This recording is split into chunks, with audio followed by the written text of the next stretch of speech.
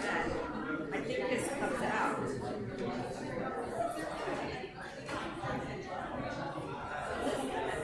Beth, does this come out?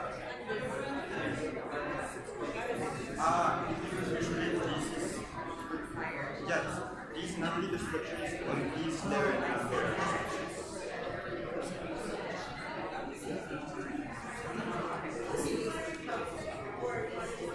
There's also the boys that were here last week, Melissa's kids. Here.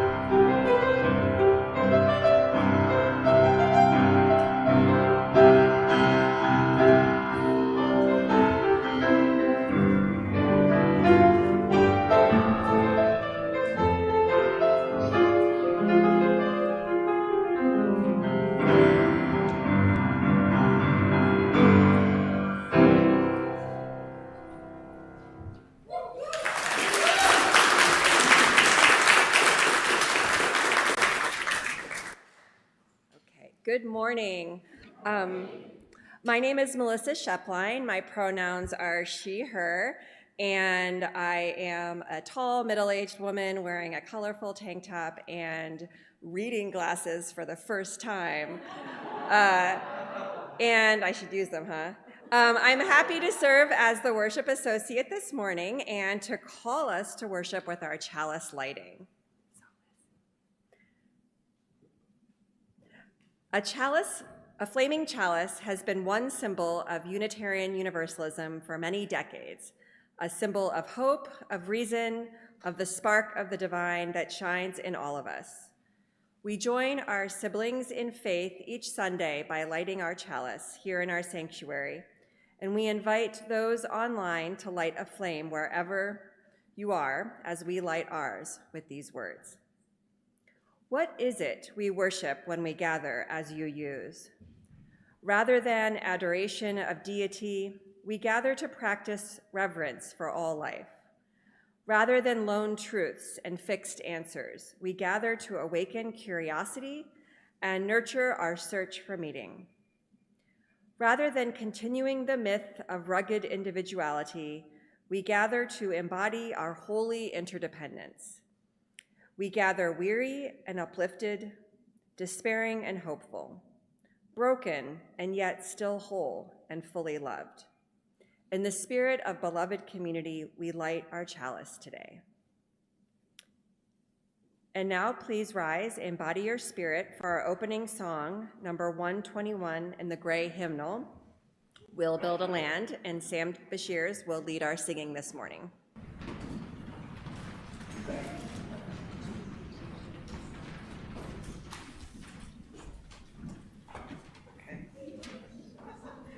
I guess so. Is it on the screen? Yeah. Okay. I just got a heads up that there are some words changed in the chorus, so read them on the screen, and I'll try to remember, and we should be okay.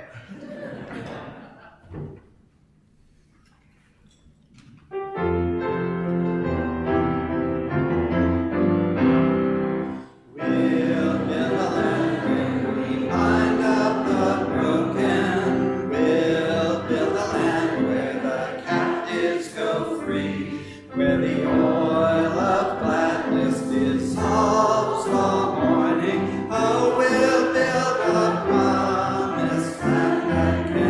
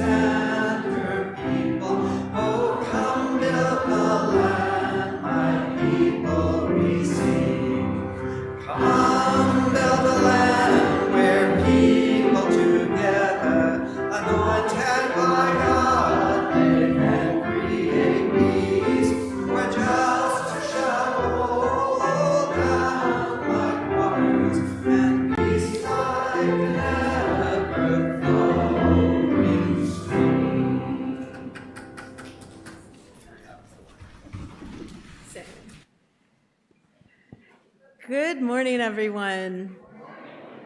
Welcome to the Unitarian Universalist Church of Urbana-Champaign. We are a people of many different ages, genders, histories, bodies, identities, and beliefs. But we are united in our commitment to our mission to build community, seek inspiration, promote justice, and find peace. My name is Reverend Beth Monholland. My pronouns are she, hers. I am a short white woman with dark hair, glasses, and a big smile because I'm so happy to welcome you today. And I have the honor of serving as the lead minister to this congregation. And whether you are joining us here in our sanctuary in body or via our live stream from many places around the world, I trust today that this service will bring your spirit what it needs.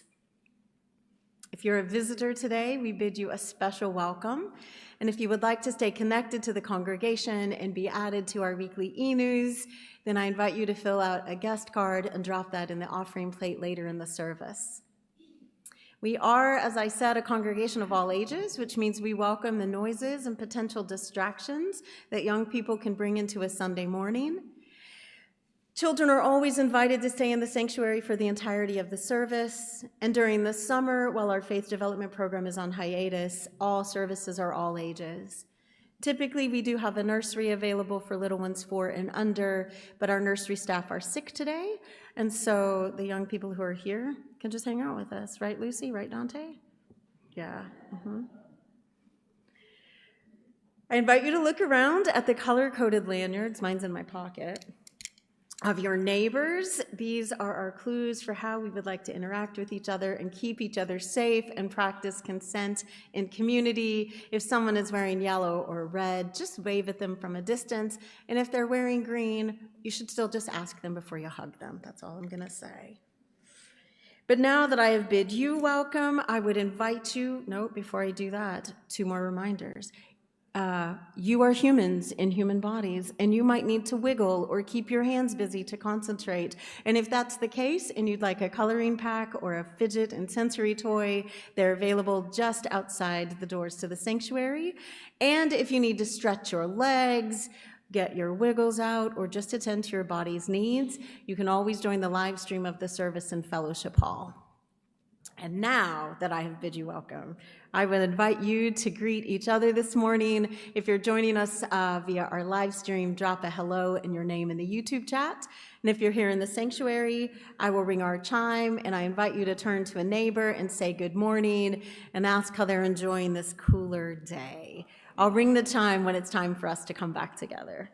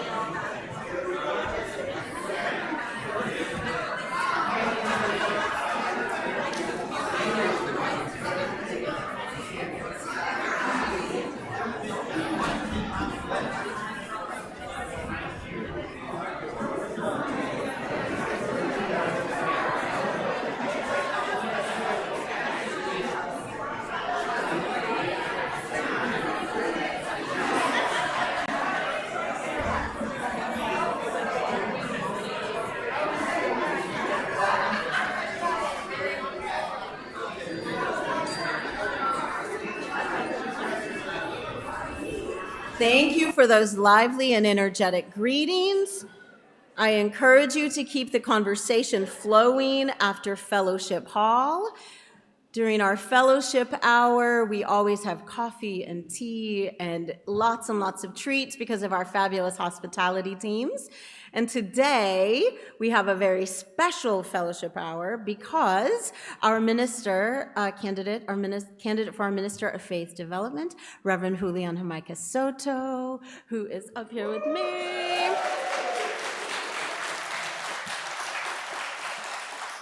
Reverend Julian will be available to meet everybody during fellowship hour, and so I hope folks will stick around and talk with them. And they will be staying after fellowship hour because at noon, I hope everybody knows this and saw the email about it, our visioning task force will be presenting the results of the listening circles, the listening sessions they did throughout the spring, where nearly, was it 50%? Close to 50% of you participated in listening circles, including our kids, to really share your visions of how we as a congregation will live our mission. And so the Visioning Task Force will be presenting those findings. Everyone is welcome. We hope you will stick around. That will be at noon, and Reverend Julian will be there for that as well. And then this afternoon, Julian will get a break and get to eat some lunch and attend to their bodies. So will those of us participating with them. But then at 3:30 today, everyone is welcome to come back for a more intimate time with Reverend Julian. We especially invite families with kids. You'll be welcome. I'm going to have some ice cream sandwiches and popsicles. Even though it's not as hot as it's been, it is still a summer day. You're welcome, Lucy. And so whether you're a kid or a kid at heart, please come and join us at 3:30 in Fellowship Hall for more time with Reverend Julian. And now with that, I want to shift gears just a little bit. So I'll invite you to take a breath with me, because I, as you know, always need to center myself a little. Let us come fully present here and shift our attention to our time for all ages. You may have noticed, if you read your e-news or saw the order of service, that today's title, the title of today's service, is Beyond the Butterfly Effect. So how many folks have heard of the butterfly effect? Oh, a fair number of you. How many of you have heard it through science fiction? Raise your hands. A lot of you. How many of you have heard of it through actual science? A lot of you. Okay, yeah, this tracks for this congregation. Well, I want to share with you, before I talk specifically about the butterfly effect, a little gift I got this morning from young Julian Watson. I hope you can all see it. I know you guys, being a minister is the best thing. But Julian colored this morning, and then he added to it, and so I told him I wanted to share it with you. Down here, he made the earth, everybody. This is the earth. This is the sun. He told me up here is Jupiter. Julian, I hope you told me Jupiter, because that's what I remember. And there's other pieces on here that represent the universe, and then who we are as Unitarian Universalists, embedded in that universe. Y'all, Julian is 5, maybe he just turned 6. Where's Melissa? How old is Julian? And I just was like, well, that's a beautiful coloring of our theology, isn't it? But also a beautiful representation of our interdependence, which is, for me, really what the butterfly effect is all about. But I want to tell you a little story, and then I'm going to turn things over to Reverend Julian. While the actual butterfly effect in science, the term itself was first coined in 1961 by a meteorologist and mathematician named Edward Lorenz, he was inspired by the work of science fiction author Ray Bradbury, who in 1952 wrote a short story called The Sound of Thunder. Have any of you read Ray Bradbury's short story, The Sound of Thunder? A handful of you. It's fabulous. I read it several times as a kid. I read all of Ray Bradbury's short stories as a kid. But The Sound of Thunder takes place in 2055, the far distant future. It was 100 years away, not so distant now.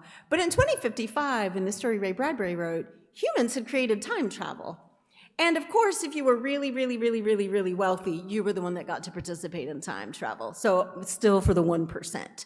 And this 1%er dude decided he was going to pay the fabulous bucks to do the time travel back to the Mesozoic era, because one of the things that you got to do if you could afford the time travel was go hunt dinosaurs. I know, it's crazy. The people who did it, though, were like, look, we could really mess stuff up, so you have to stay on this path we've built. You can only target the animals we already know are on their way to death, and do not under any circumstances veer off this trail or do anything we tell you not to do. And, you know, he was a white dude, no offense to the white dudes in the room, but he was a white dude who was real wealthy and was like, I'm gonna do whatever I want. Anyway, he freaked out. The Tyrannosaurus Rex scared him. He ran off the path, and they get back to their time, and they notice that things have shifted. The colors are slightly off. Everything is a little bit off from what they remember. And then importantly, the election they had been talking about the day they left, in which the Democratic, not the person for democracy, not the party, but the pro-democracy candidate had won, had shifted, and actually they were living under a dictatorship now. And they were all like, what the hell happened? And the white dude who had gone to hunt Tyrannosaurus Rex looked down and he noticed that there was a butterfly crushed under the heel of his boot. And the implication being that that one butterfly changed the course of history. And so Edward Lorenz, who had read that story years later, what he noticed in his mathematical models of meteorology is that in really complex interdependent systems, if you change one small variable, what happens is that you cannot predict what the outcomes will be. That's the real butterfly effect in science, not that a butterfly flapping its wings in Brazil will cause a hurricane across the world, but that those systems are interconnected. It's not a direct one-to-one, but it is an acknowledgement that we are all deeply interconnected, that all life is important, and we'll get to this in the sermon later, that when we change variables, we don't know what the changes will result in, and that is both horrifying and miraculous. But Reverend Julian has a fabulous poem and song about the butterfly effect that I think fits really well. And so they are going to wrap up our time for all ages with that. So I'm going to turn things over to them.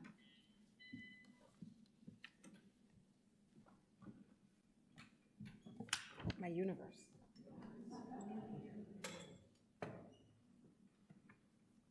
Hello, good morning. Good morning.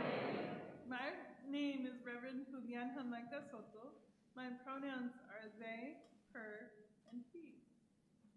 So this poem is about the butterfly effect. I wanted to also teach you a song about technology. Oh, you can't hear me. Technology. How about now? Amazing. So the point of my story is this. This is a poem about the butterfly effect. And hopefully soon I'll get to teach you a song as well. Not today though, because I couldn't get all the technology to match up. Are you ready? Yes. All right, take an easy breath. Relax your face. Feel your chair holding you up. I wish the knowledge were easier to come by that individualism is just a scam. That you are always the butterfly wings. You are always the storm. Edward Lorenz, a weather scientist from MIT, is sometimes misquoted on this as the premise that the flap of a butterfly wing can cause a hurricane in a different part of the world. Shorthand that isn't all that close to the representation of the math-turned-weather scientist's work.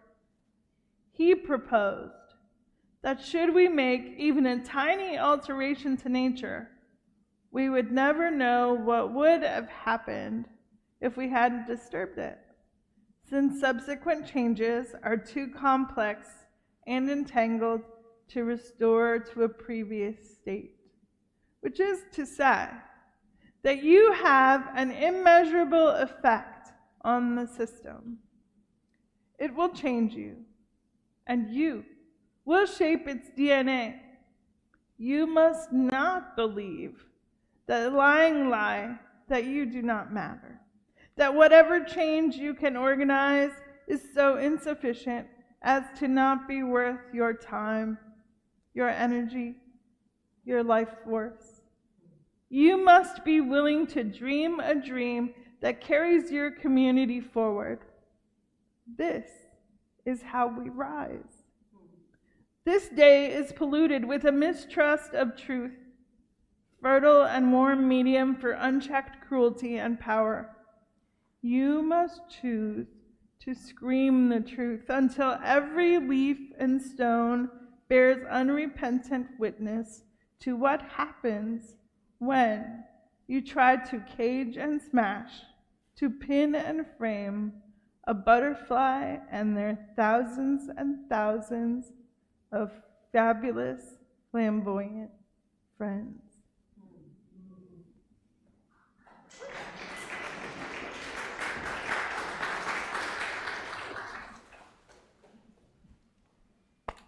I'm gonna.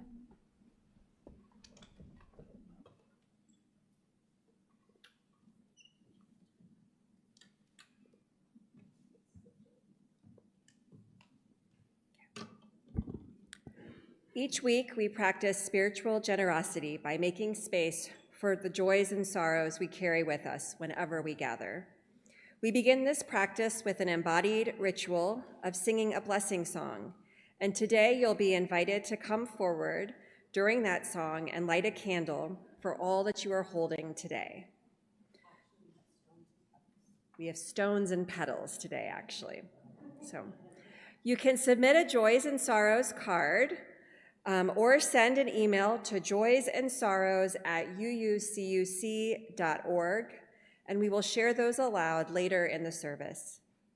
If you need a joy and sorrow card and there aren't any in your pew, raise your hand and one of the ushers will bring you one. We trust that this act of sharing lightens our burdens and increases our joys, even if just for this hour. I invite you to come forward if you are moved to do so as we sing, May the Longtime Sun.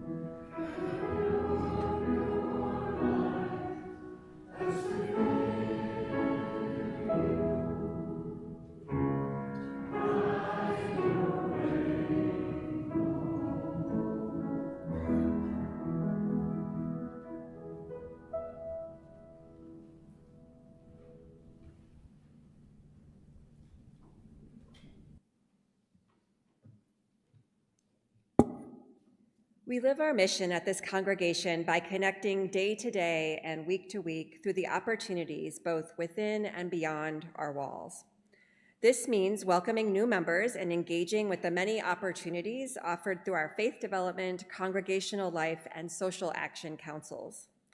This morning, I want to highlight a few things that are happening this coming weekend.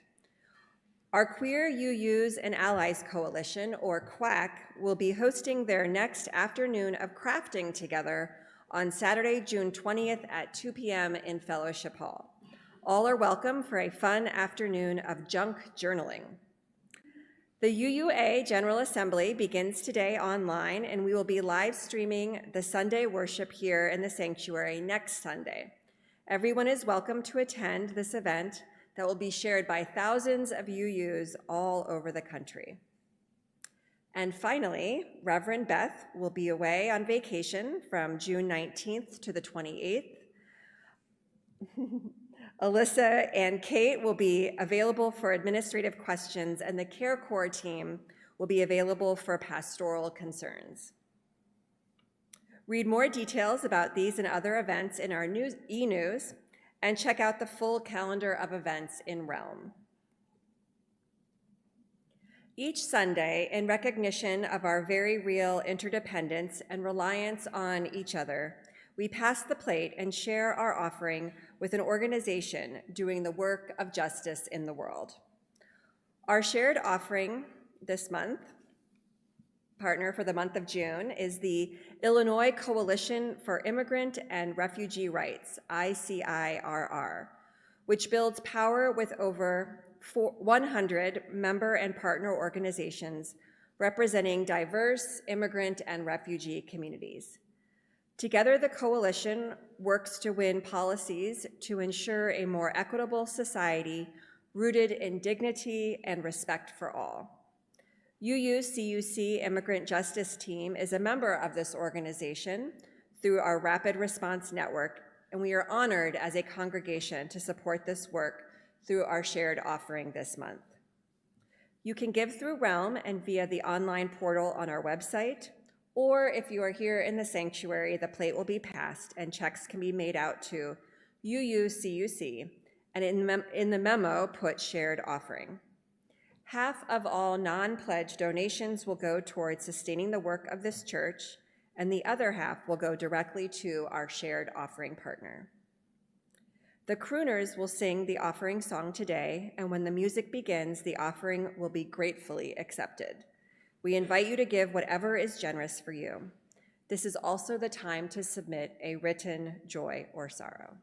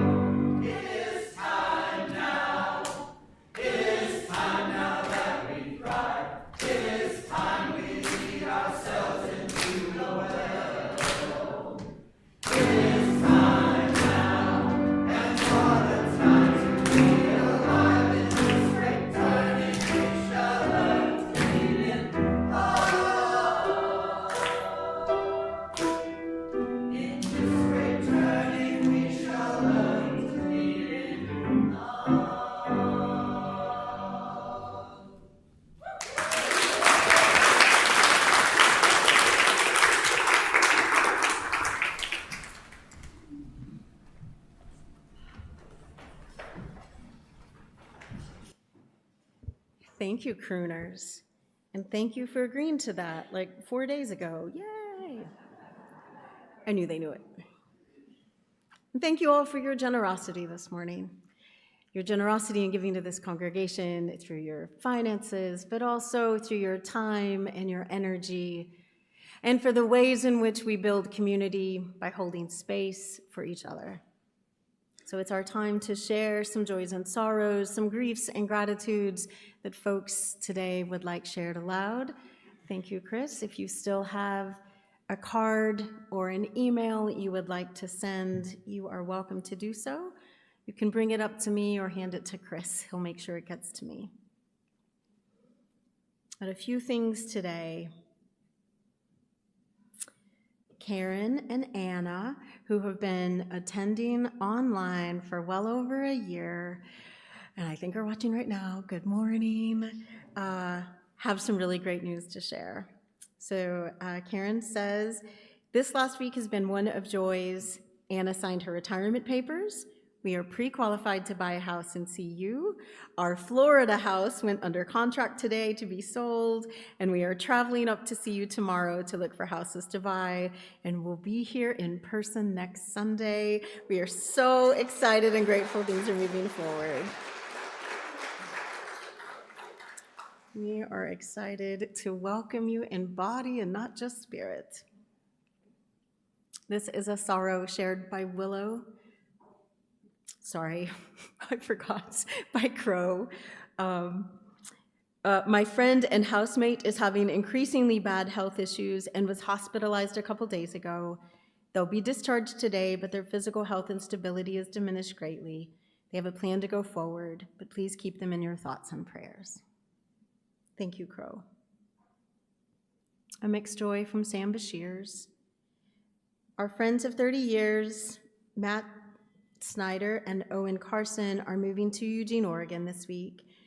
Last night, Matt earned his farewell supper by helping us take down a 40-foot dying tree. Oh my goodness. Goodbye to the tree and to your friends. Thank you, Chris.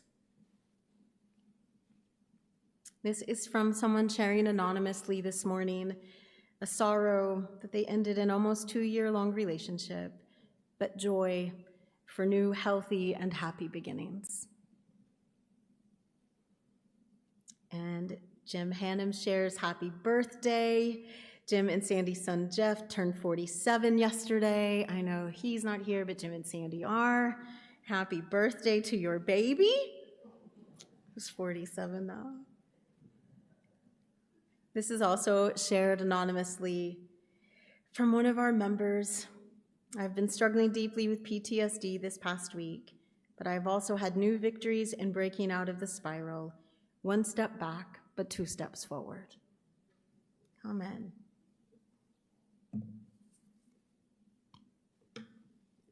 I can't see you all now, but I can see the cards. This is from Beth Simpson.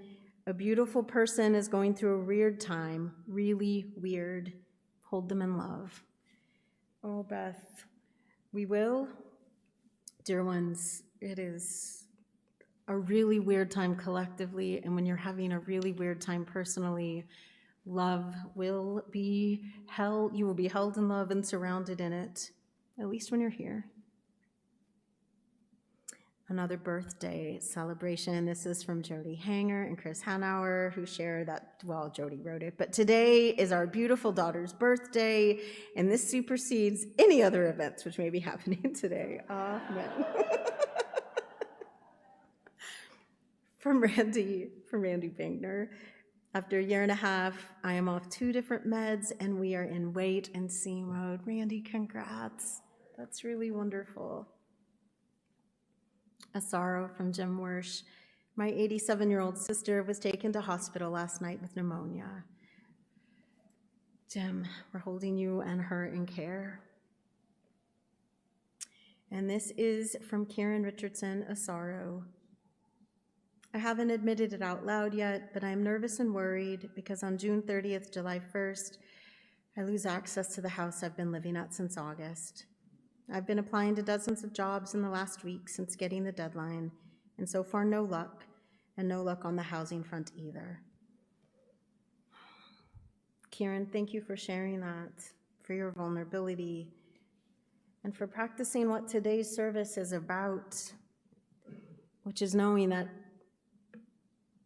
mutual care, mutual thriving is our only way forward.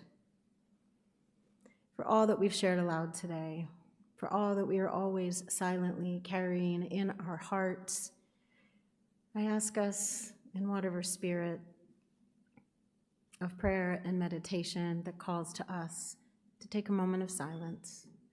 I'll ring our singing bowl, and we'll let that sound be the prayer that's in our hearts.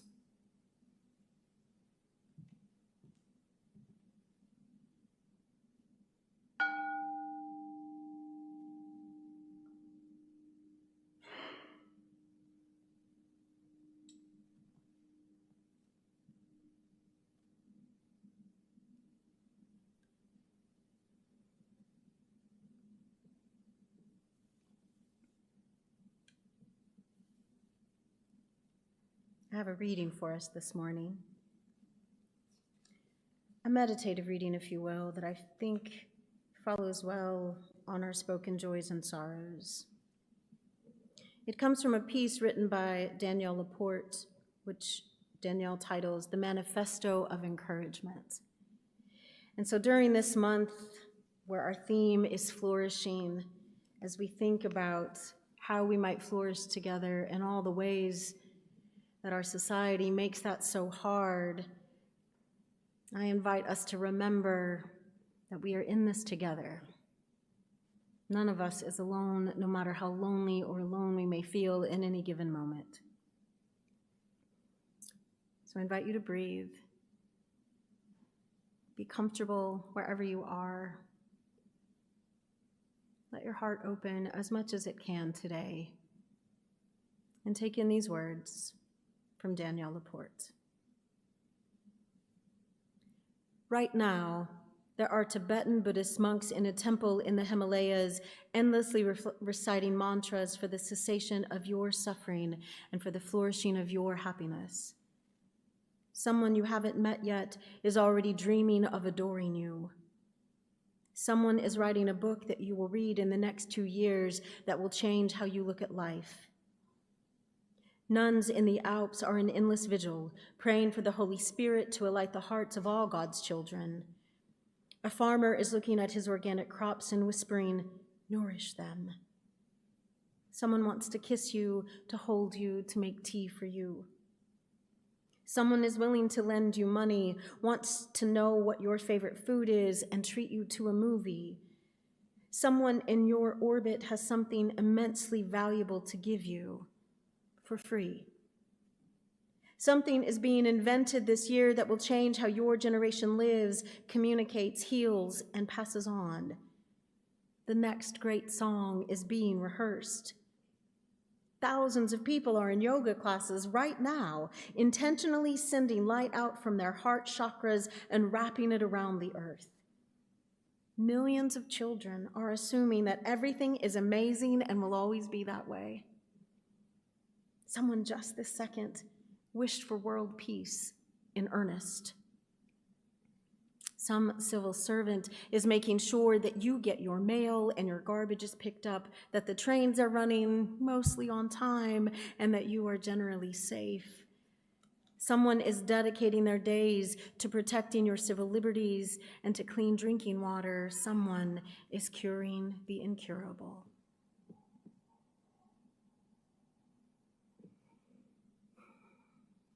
Somewhere, millions of children are imagining that the world is amazing. And maybe that is us, maybe it is the child in our heart imagining that. Because as we acknowledge in our joys and sorrows, our griefs and gratitudes, the holy and the mundane always exist side by side. The terrible burning world and the beautiful possibilities that our love makes, always in tandem. I invite you to take another minute to reflect, to reflect on all the complexities that you are carrying, all the complexities here in this room, in all the rooms where people are hearing us. Now we'll ring our singing bowl once more to take us into silence and then to bring us back out of it.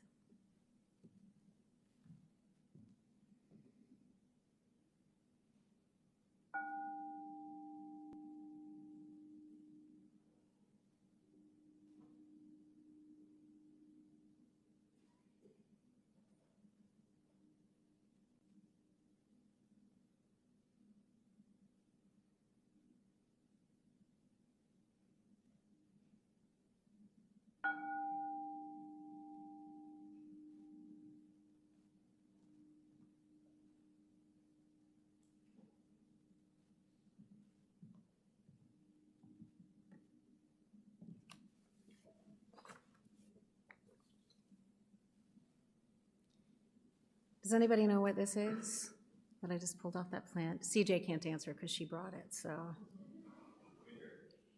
It's a service berry, or a June berry, or a Saskatoon. It has many names.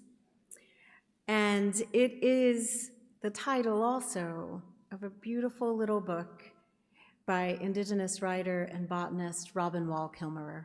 Some of you may know Robin Wall Kimmerer's work. The Service Berry is one of her most recent books. It came out in late 24. I've reread it multiple times. I consider it now to be one of my holy texts. But the Service Berry, this tiny little thing that you probably can't really see, is an amazing lesson. So a metaphor and a real thing, you can eat them, and many creatures do. But in the Service Berry, the first thing that Robin Wall Kimmerer writes is this: all flourishing is mutual. All flourishing is mutual. And I think about that as a mantra sometimes because the reverse is true. If not everyone is flourishing, then that truly means none of us are. The same way as if some of us are not free, then none of us are free.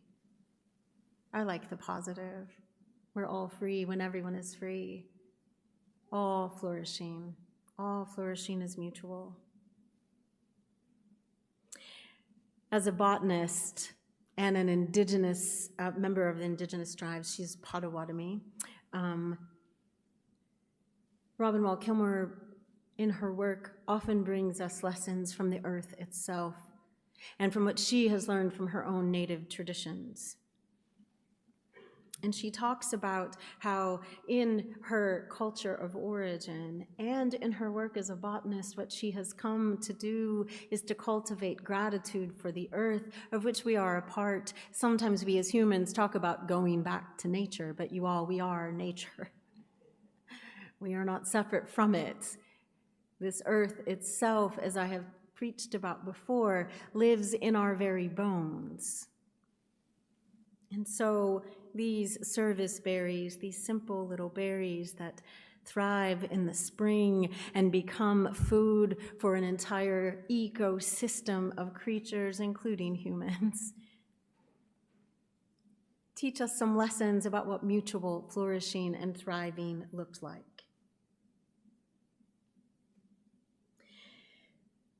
Kimmerer says that when we name the world as a gift, it is to feel our membership in the web of reciprocity. It makes you happy, it makes you accountable, because conceiving of something as a gift changes your relation to it in a profound way. What does it mean to think of our mutual flourishing as a gift, to think of the bounty of nature as a gift, to think of the gifts we share with each other as something that makes us both happy and accountable?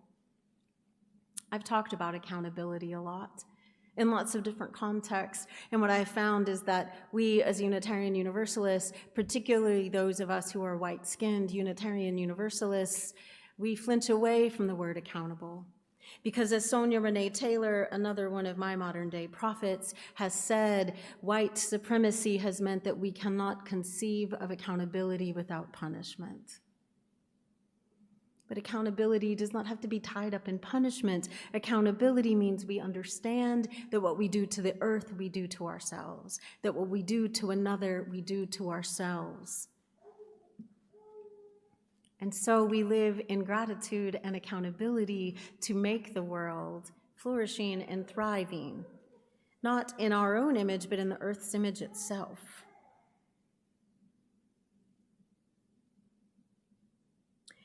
If we truly lived that as people, that idea that all flourishing is mutual and that we are accountable to all life, it might change some of how we interact with each other in the world. It might help us to acknowledge that the interdependence that we as Unitarian Universalists say we value isn't just a word, but is a reality that we have to practice and live and embody day after day. And that's hard in the larger ecosystem, the larger system in which we live, in which, extractive capitalism is the norm of the day. Because capitalism, as we have lived it for these last 5 or 100 years, has said that everything is a commodity, including human life. And that if that commodity cannot produce profit, then it has no value at all. Can these service berries profit me? Then let me raise them to the ground and plant something that can, no matter the ecosystem that might be destroyed and the life that will be harmed. We've surrendered our values, Kilmer says, to an economic system that actively harms what we love, to a metric of economic value like GDP count that only has monetary value in a marketplace in which everything can be bought and sold. And yet nature offers service berries for free. Nature, again, of which we are a part, gives the lesson that when we live in true mutuality, there is more than what can be bought and sold. Because how do we put a value on a butterfly whose species has prospered and lives in a specific place nowhere else on earth? Or how do we put a value on the dandelions growing in our yards that are feeding some desperate pollinator somewhere? How do we put a value on all those mycorrhizal networks underground, making life more and more and more possible? Where is the value and the ethics that can guide us to appreciating and going beyond appreciation to truly living in the bountiful, abundant, mutual thriving that nature tries to teach us again and again? And as a botanist and a scientist, Kilmer acknowledges that there is, even in nature, competition for resources. But she argues that the real thriving and flourishing in nature actually comes from cooperation, not competition. And she quotes the writer Richard Powers, who said in an interview in early 24, "There is a symbiosis at every single level of living things, and you cannot compete in a zero-sum game with creatures upon whom your existence depends." But we humans have tried to create so many of our systems as zero-sum games. And because of that, we have not just the real scarcity that does sometimes exist in nature. Sometimes, despite the evidence we've had in the past 2 weeks here, the rain doesn't come and drought happens. But so much of the scarcity that exists on our planet, in our human systems right now, is manufactured. The capitalist markets that we are living in designed the system to create scarcity where it doesn't exist in order to extract more profits. And in an extractive capitalist system, commodities have to be scarce in order to drive up the prices, in order to drive up the profits, in order for somebody to get wealthy. That zero-sum game means we all lose. We might look at the 1% on the planet right now hoarding in evil ways. I'll name that as an evil. The resources, like water. Water, which, as we all know, has been flowing bountifully from the skies for us these past few weeks, even this morning. Water, which is the source of all life. We do not live without it. But water is also a commodity. I've heard people argue on the internet, please don't go there, but I did, that water and food aren't actually human rights because they can be bought and sold. And if they can be bought and sold, you don't have a right to it unless you can pay for it. And that kind of thinking, that lack of ethics, that evil philosophy ultimately kills everything. And so we are left in a system that commodifies us all, that destroys us to the peril of every last living human and every last living butterfly and drop of water and tree and service berry. And you know this, my dear you know that we are faced with climate disaster. Many of you have told me how you grieve that, how you wake up sometimes in deep fear for this world and all the life in it. I know that you are afraid. And this may sound like, great, where's the hope, Reverend Beth? It's hard. We had a good conversation yesterday, the most recent new member class. We had our reunion potluck, and we were talking about how hard it is, and what is optimistic and realistic and idealistic and pessimistic, and how do we hold all of those tensions with the hope and despair, the wants, where's Ian? The wants that we have in the world. But Kilmer's points in looking at how nature thrives and the connection to the butterfly effect. Because again, in the butterfly effect, and as Reverend Julian's beautiful poem said, believing that we are individuals is a lie. Believing that we have no power is a lie. Believing the lie that anything we do doesn't matter harms us. Because doing nothing is a choice. But the butterfly effect means that we don't know what our actions will change.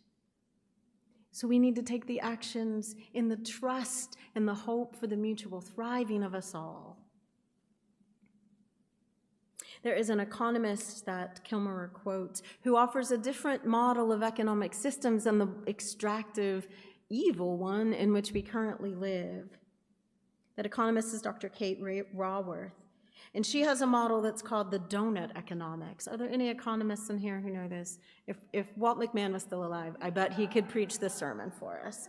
For those who don't know, Walt was an economist who changed some levels of economics theory. But Kate Raworth's model of donut economics is really talking about how our current system ignores the donut hole, right?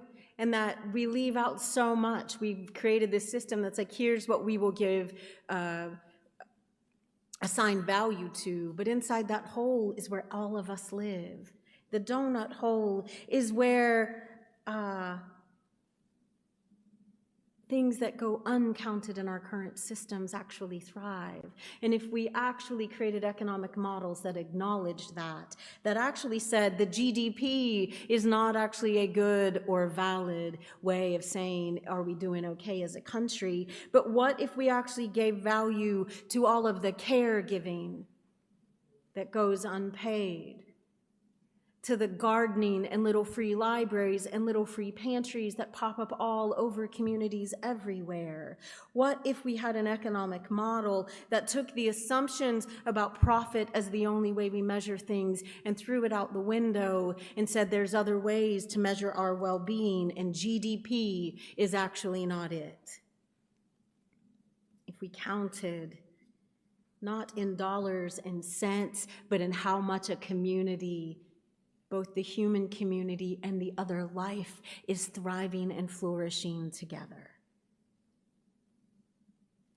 And if we think about what Kilmer has learned from her own study as a botanist, that competition for resources exists, but that evolution actually nurtures the competition, the ways in which we adapt and change to where we are and what we need. Cooperation, different models, and they won't happen overnight, just like this service, Barry, didn't actually happen overnight.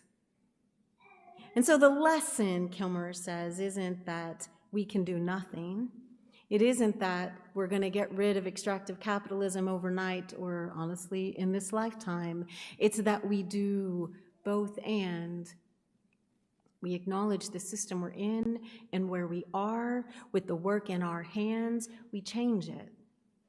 We participate in the gift economies that nature shows us through those little free food pantries and little free libraries, through our mutual aid systems, through the work we do as a church. It's the systemic, small, iterative changes that nature also shows us. But it's not the only way, because I hear some of you saying, I am tired of incremental change. At least several people watching me online are like, don't talk to me about incremental change right now because I want to burn it down. And I have good news. You can.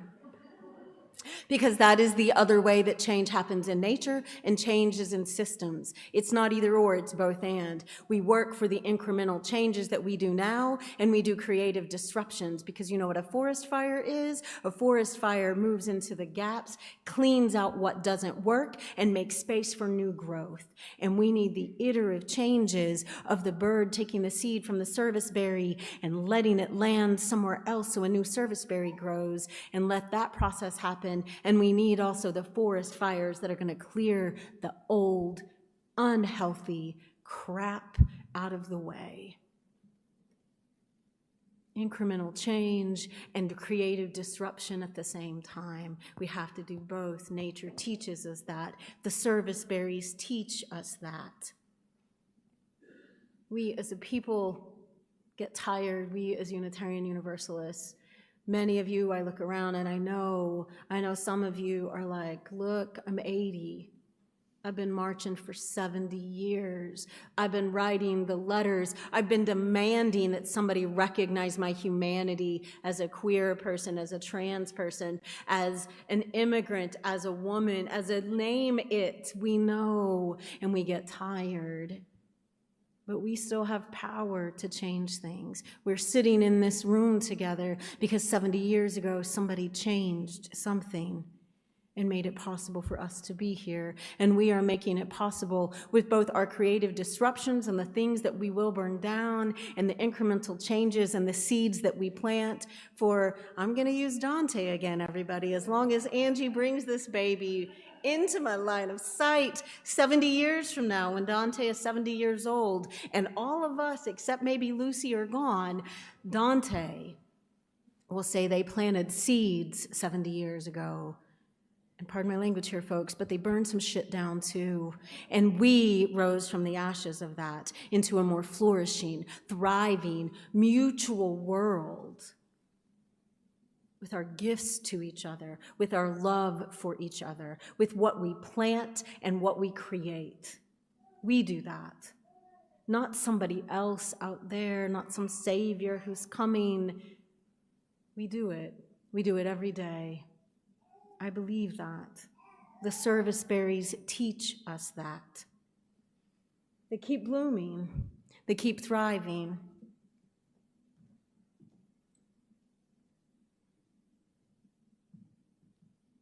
Nature itself offers us the gift. The berries and the peaches, these are all from local places that I got at the co-op this morning. I'm going to have it for you in fellowship hour as the bounty of nature. And I want everybody, if you can, to take a berry or a peach out of this bowl or another one in your own home, and remember with each juicy bite that it is a gift that you give to yourself and the world when you live each day, as if the seeds you plant and the fires you nourish make a difference, because they do.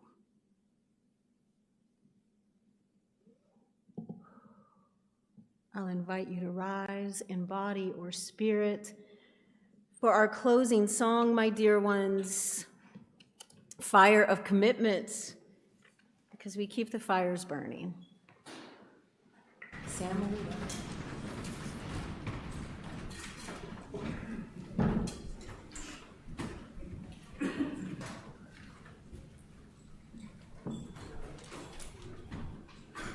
Yeah, the timing on this one is just a little bit tricky. So, probably if we mess it up a little bit, we'll be okay. But in light of our sermon topic, there is a chance that the whole thing will fall apart. Maybe the building will collapse around us. So, let's see what we can do.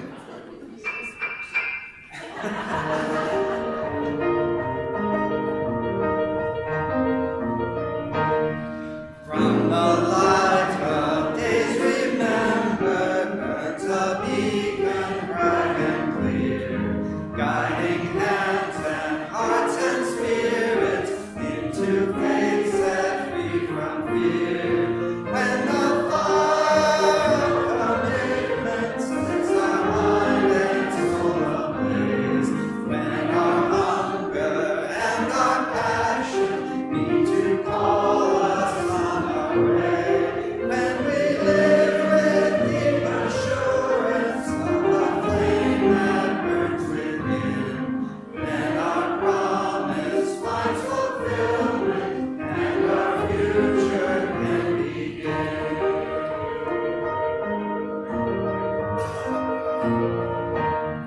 From the stories of our living rings a song both brave and free, calling pilgrims still to witness to the life of liberty.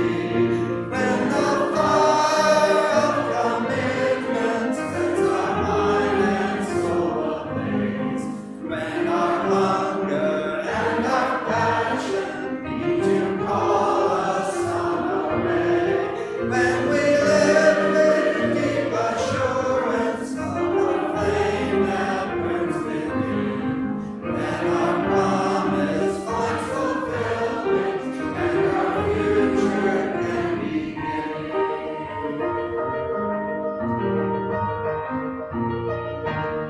From the dreams of youthful vision comes a new prophetic voice, which demands a deeper justice built by our courageous choice. When the fire of commitment sets our mind and soul ablaze, when our hunger and our passion need to call us on our way, when we live with deep assurance of the flame that burns within, then our promise finds fulfillment and our future can begin.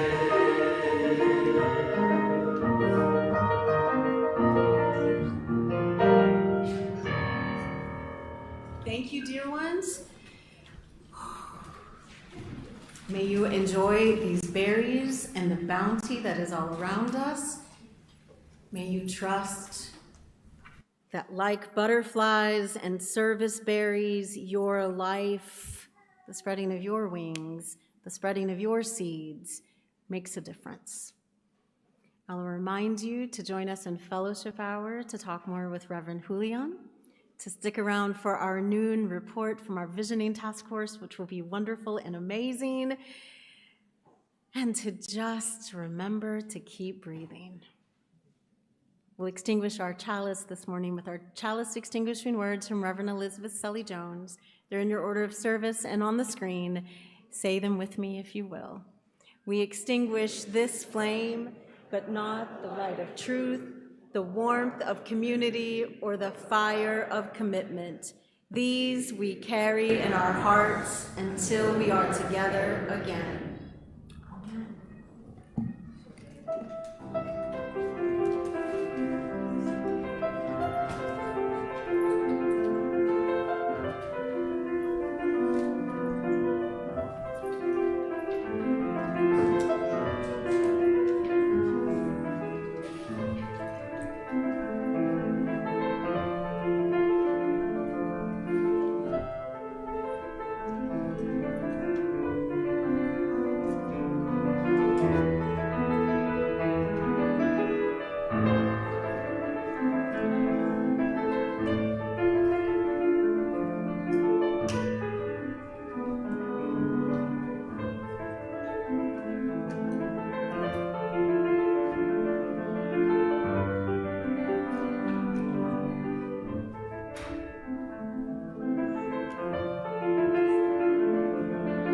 Thanks.